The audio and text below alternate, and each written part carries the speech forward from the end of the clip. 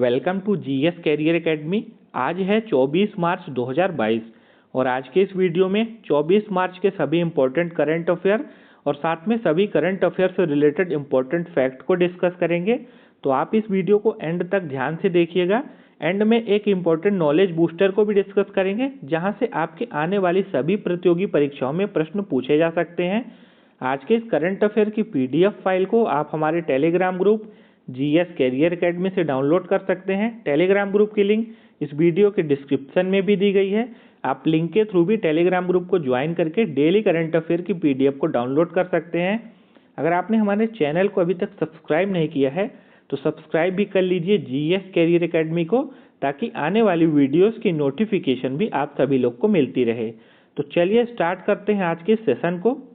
आज के current affair का पहला इंपॉर्टेंट क्वेश्चन है, शहीदी दिवस 23 मार्च के अवसर पर प्रधानमंत्री नरेंद्र मोदी जी द्वारा किस शहर में बिप्लोबी भारत गैलरी का उद्घाटन किया गया है? तो अभी पश्चिम बंगाल की राजधानी कोलकाता में प्रधानमंत्री नरेंद्र मोदी जी द्वारा शहीदी दिवस के अवसर पर बिप्लोबी भारत गैलरी का उद्घाटन किया गया है। तो इस क्वेश्चन के लिए राइट आंसर क्या हो जाएगा? Option C. अब यह शहीदी दिवस जो 23 मार्च को मनाया जाता है, इसके बारे में इंपॉर्टेंट फैक्ट देख लेते हैं।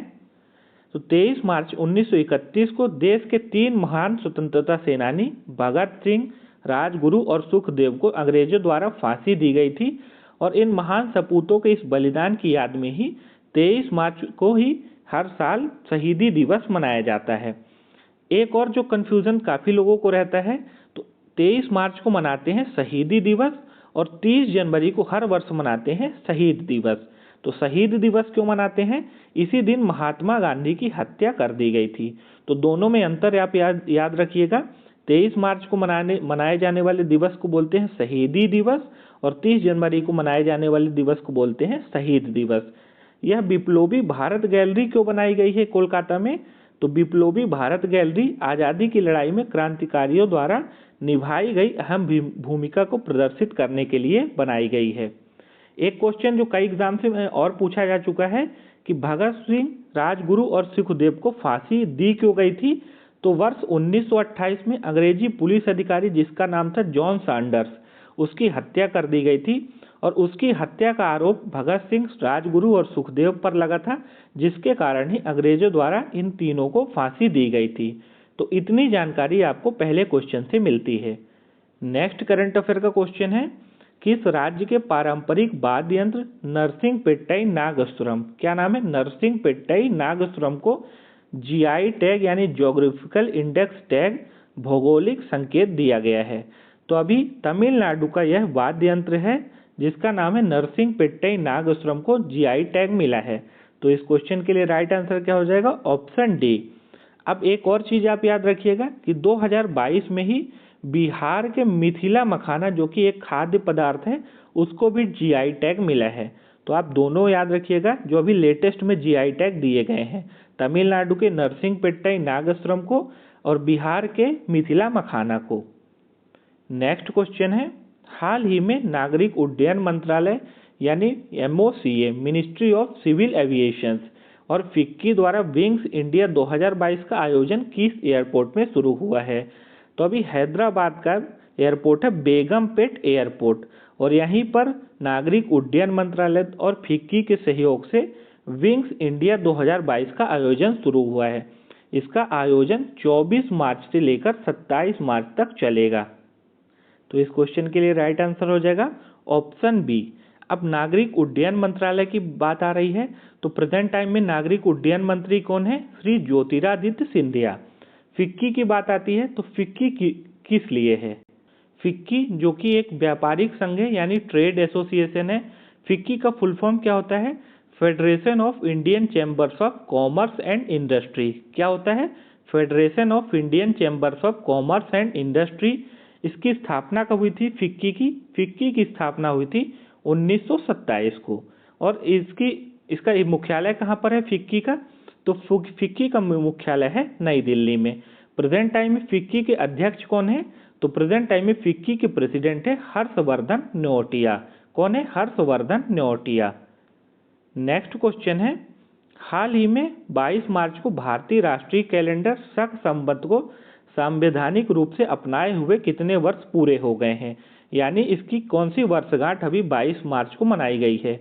तो भारतीय राष्ट्रीय कैलेंडर है शक संवत, इसकी अभी 65वीं वर्षगांठ मनाई गई है 22 मार्च को। तो इस क्वेश्चन के लिए राइट आंसर हो जाएगा ऑप्शन सी। अब इस करंट अफेयर से रिलेटेड इंपॉर्टेंट फैक्ट देख लेते हैं। तो भारतीय राष्ट्रीय कैलेंडर है शक संवत यानी शक एरा पर आधारित है, इसीलिए इसे शक कैलेंडर के नाम से भी जाना जाता है। यहाँ पे सब लिखा है तो सब नहीं है, शक कैलेंडर। साल का पहला महीना कौन सा होता है शक संवत के हिसाब से? तो साल का पहला महीना होता है चैत्र का और आखिरी महीना होता है फाल्गुन का। इंग्लिश कैलेंडर में साल का पहला महीना होता है जनवरी और लास्ट होता है दिसंबर। और जो भारतीय राष्ट्रीय कैलेंडर है शक संवत, इसमें साल का पहला महीना होता है चैत्र और आखिरी महीना होता है फाल्गुन। भारतीय राष्ट्रीय कैलेंडर का नया साल 22 मार्च से शुरू होता है। अब 22 मार्च को क्यों चुना गया है नए साल के लिए? तो 22 मार्च को इसलिए चुना गया है क्योंकि भारत एक उष्णकटिबंधीय देश है और यहाँ 22 मार्च को दिन और रात एक बराबर होते हैं, इसीलिए 22 मार्च को ही नया साल शुरू होता है शक संवत में। जिस साल लीप ईयर आता है तो लीप ईयर के साल में 21 मार्च को नया साल शुरू हो जाता है भारतीय राष्ट्रीय कैलेंडर में, और बाकी बिना लीप ईयर वाले सालों में 22 मार्च से नया साल शुरू होता है शक संवत में। नेक्स्ट क्वेश्चन है, हाल ही में सरदार बर्डी मुखामेदेव, क्या सरदार बर्डी मुखामेदेव किस देश के नए राष्ट्रपति चुने गए हैं? तो अभी तुर्कमेनिस्तान के नए राष्ट्रपति बने हैं सरदार बर्डी मुखामेदेव। ये आप इमेज में देखिए, ये हैं सरदार बर्डी मुखामेदेव जो कि अभी तुर्कमेनिस्तान के नए राष्ट्रपति चुने गए हैं। अब तुर्कमेनिस्तान, तो तुर्कमेनिस्तान की कैपिटल क्या है? अजगाबाद। और तुर्कमेनिस्तान की करेंसी क्या है? तुर्कमेनिस्तानी मनत। क्या है? तुर्कमेनिस्तानी मनत। अब यहाँ पर नए राष्ट्रपति की बात आ रही है, तो अभी पिछले करंट अफेयर की क्लास में मैंने आपको 2 नए राष्ट्रपति के बारे में बताया था, आज एक बार फिर से बता देते हैं। तो अभी गैब्रियल बोरिक फॉन्ट चिली के सबसे युवा राष्ट्रपति चुने गए हैं।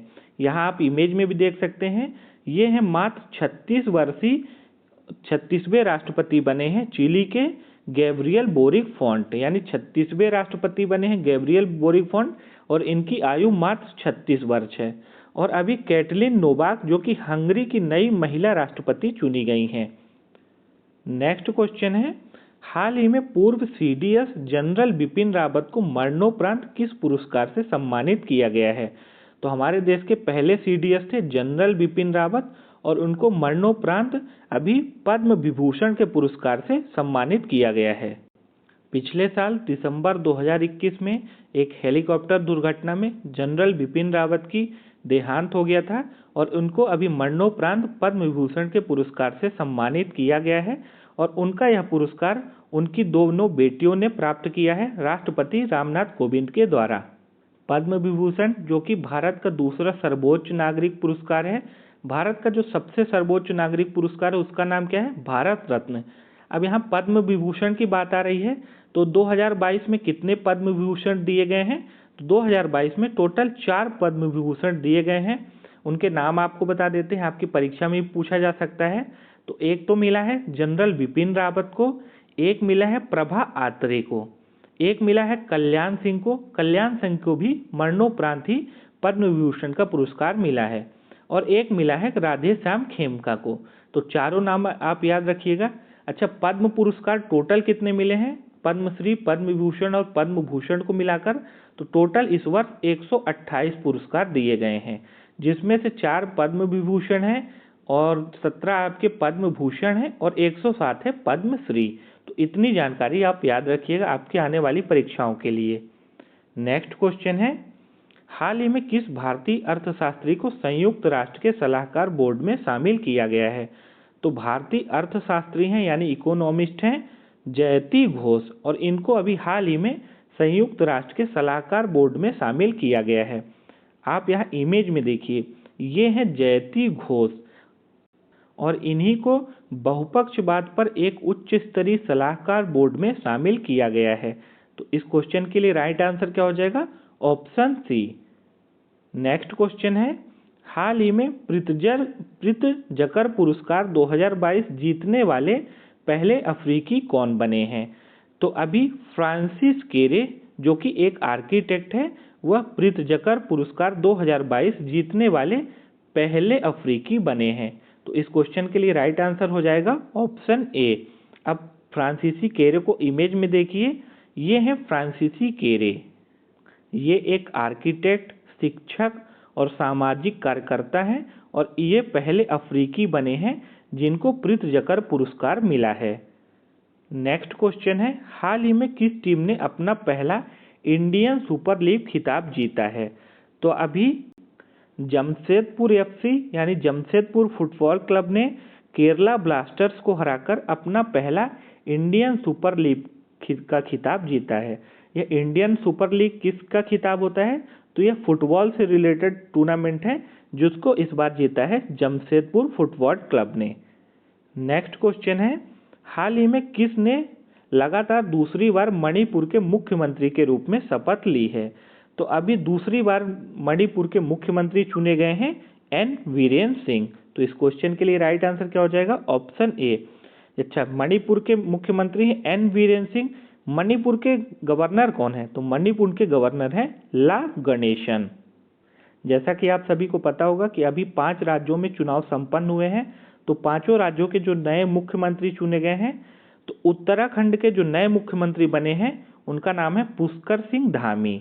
उत्तर प्रदेश के नए मुख्यमंत्री जिनकी शपथ ग्रहण होगी 25 तारीख को, कहाँ पर होगी? एकाना स्टेडियम में होगी। तो इनका नाम क्या है? उत्तर प्रदेश के नए मुख्यमंत्री जो दूसरी बार लगातार बने हैं, योगी आदित्यनाथ। गोवा के नए मुख्यमंत्री बने हैं प्रमोद सावंत और पंजाब के नए मुख्यमंत्री बने हैं भगवंत मान। इनसे आप याद रखिएगा कि इनका जो शपथ ग्रहण समारोह हुआ था वो कहाँ हुआ था? खटकल कणा में। और ये खटकल कणा किसका गांव है? तो ये शहीद भगत सिंह का जन्मस्थली है और यहीं पर इनका अभी शपथ ग्रहण समारोह हुआ था भगवंत मान का। अच्छा, अभी 23 मार्च को शहीदी दिवस मनाया गया है। तो एक फैक्ट और याद रखिएगा आप लोग, तो 23 मार्च को अब पंजाब में इस बार भगवंत मान ने राजकीय अवकाश के रूप में घोषित कर दिया है। नेक्स्ट क्वेश्चन है, हाल ही में पूर्व क्रिकेटर GR विश्वनाथ की आत्मकथा रिस्ट एश्योर्ड इन ऑटोबायोग्राफी किसके द्वारा लिखी गई है? तो अभी R कौशिक के द्वारा लिखी गई है GR विश्वनाथ की यह आत्मकथा जिसका नाम है रिस्ट एश्योर्ड एन ऑटोबायोग्राफी। तो इस क्वेश्चन के लिए राइट आंसर क्या हो जाएगा? Option A R Kaushik. अब यहाँ पर आपको 3 और नाम दिख रहे होंगे, स्टीव बॉ, रस्किन बॉन्ड और प्रियम गांधी मोदी। तो इन तीनों के द्वारा जो इम्पोर्टेंट बुक अभी कुछ दिनों पहले लॉन्च हुई है उसके बारे में मैंने आपको कई बार बताया है, आज एक बार और सुन लीजिए। तो स्टीव बॉ ने एक नई किताब लिखी है जिसका नाम क्या है? The spirit of cricket in India. याद रखिएगा, स्टीव बॉ के द्वारा लिखी गई किताब का नाम है the spirit of cricket in India. Ruskin bond ने एक किताब लिखी है जिसका टाइटल क्या है? A little boy of India. क्या है? A little boy of India. और प्रियम गांधी मोदी ने एक मोस्ट इंपोर्टेंट किताब लिखी है कोविड के ऊपर, जो इंडिया में लॉकडाउन लगा था। तो उस किताब का नाम क्या है? A nation to protect. क्या नाम है? A nation to protect. Next question है, हाल ही में पाक जल डमरू मध्य यानी पाक स्ट्रेट को तैरकर पार करने वाली सबसे कम उम्र की महिला तैराक कौन बनी है? तो अभी जिया राय जो कि पाक स्ट्रेट को तैरकर पार करने वाली सबसे कम उम्र की महिला तैराक बन गई हैं। तो इस क्वेश्चन के लिए राइट आंसर हो जाएगा ऑप्शन ए। आप यहाँ इमेज में देखिए, ये हैं मात्र 13 वर्षीय जिया राय जिन्होंने 29 किलोमीटर की इस जल यात्रा को मात्र 13 घंटे 10 मिनट में तैरकर पूरी कर ली है। जिया राय ने श्रीलंका की जगह है तलाई मन्नार और तलाई मन्नार से शुरू किया था तैरना और भारत के धनुषकोडी तक जो कि 29 किलोमीटर की इस यात्रा को 13 घंटे मात्र और 10 मिनट में पूरा कर लिया है। अब पाक स्ट्रेट की बात आती है, तो पाक स्ट्रेट से एक क्वेश्चन जो कई एग्जाम्स में पूछा जा चुका है कि पाक स्ट्रेट किसको जोड़ता है? तो पाक स्ट्रेट पूर्वोत्तर में पाक की खाड़ी को दक्षिण पश्चिम में मन्नार की खाड़ी से जोड़ती है। नेक्स्ट क्वेश्चन है, हाल ही में 41वीं NTPC सीनियर पुरुष और महिला राष्ट्रीय तीरंदाजी चैंपियनशिप कहाँ शुरू हुई है? तो अभी जम्मू के मौलाना आज़ाद स्टेडियम में 41वीं NTPC सीनियर पुरुष और महिला राष्ट्रीय तीरंदाजी चैंपियनशिप शुरू हुई है? तो इस क्वेश्चन के लिए राइट आंसर हो जाएगा option B.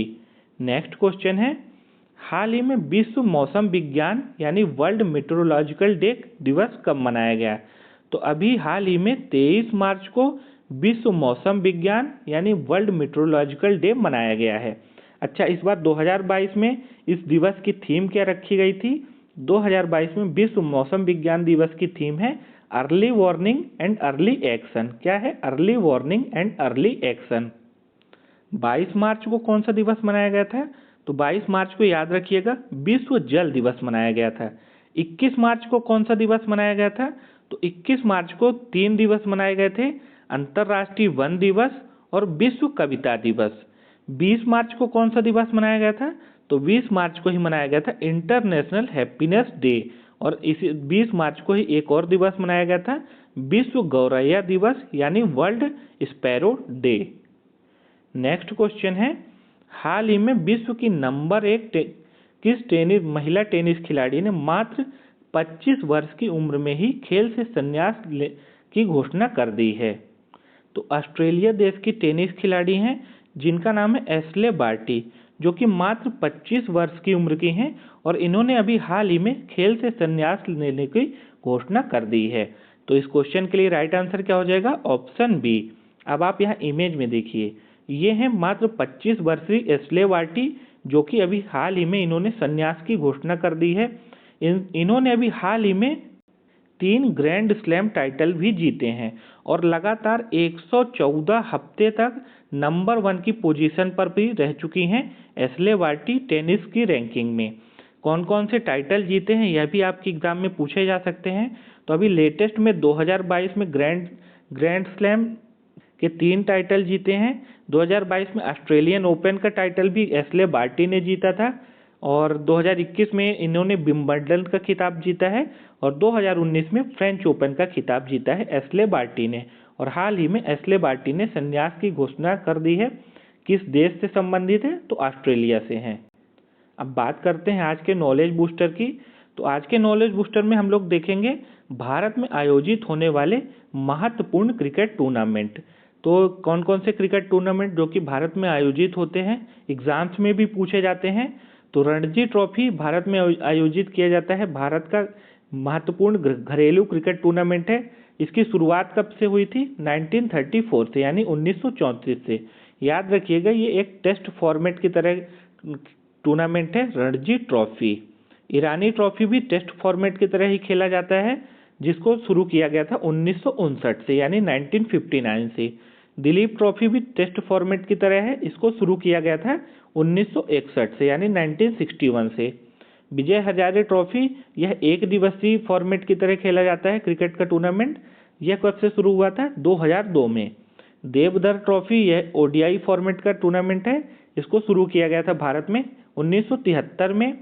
Syed Mushtaq Ali trophy यह एक T20 फॉर्मेट की तरह खेला जाता है, इसको शुरू किया गया था 2006 से। और इंडियन प्रीमियर लीग, जो कि आप सभी लोग को पता ही होगा, यह T20 फॉर्मेट में है और इसकी शुरुआत हुई थी 2008 में। और इस बार IPL का जो आयोजन होना है वह इस बार भारत में ही आयोजित किया जाएगा। तो आज के इस सेशन में हमने 24 मार्च के सभी इंपॉर्टेंट करंट अफेयर और साथ में उनसे रिलेटेड इंपॉर्टेंट फैक्ट को डिस्कस किया। आई होप कि आपको यह वीडियो पसंद आई होगी। तो वीडियो को आप लाइक जरूर कर दीजिएगा और अगर चैनल को अभी तक सब्सक्राइब नहीं किया तो सब्सक्राइब करके बेल आइकन को भी प्रेस कर लीजिए, ताकि आने वाली वीडियोस की नोटिफिकेशन भी मिलती रहे। आज की इस वीडियो को आप अपने स्टडी रिलेटेड ग्रुप में शेयर भी कर दीजिएगा, ताकि और भी लोगों को इससे हेल्प मिल जाए। मिलते हैं फिर नेक्स्ट वीडियो में, तब तक के लिए आप सभी को जय हिंद, वंदे मातरम।